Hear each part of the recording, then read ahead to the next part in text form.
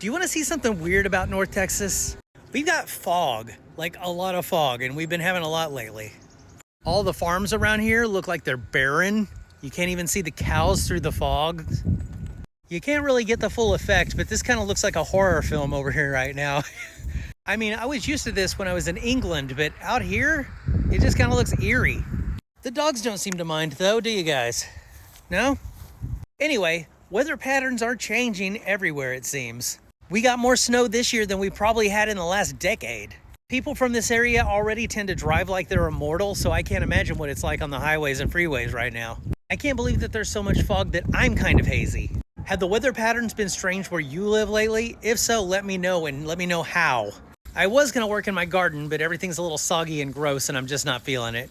Usually when it gets this dark, the chickens go to bed early, but I think with all this diffused light, they think that it's still in the middle of the day. Yesterday, we had a red-tailed hawk that was getting a little too close to this backyard and a little too close to my chickens, so I had to make this guy.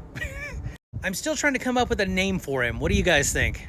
What's really crazy for me is that there's a water tower right in front of you that you can usually see perfectly crystal clear, but you can barely see it at all. Apparently, there's a lot of field mice around because the dogs are on the hunt. What'd you find, buddy?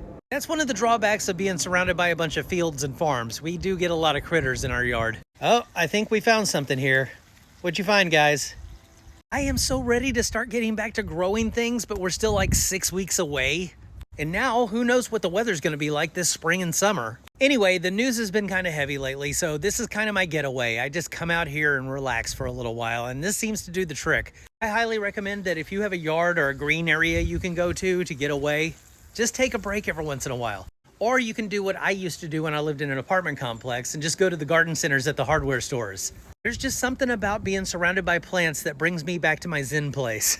Anyway, thanks for visiting me and my unnamed scarecrow here. Hopefully we'll have some garden content to show you soon.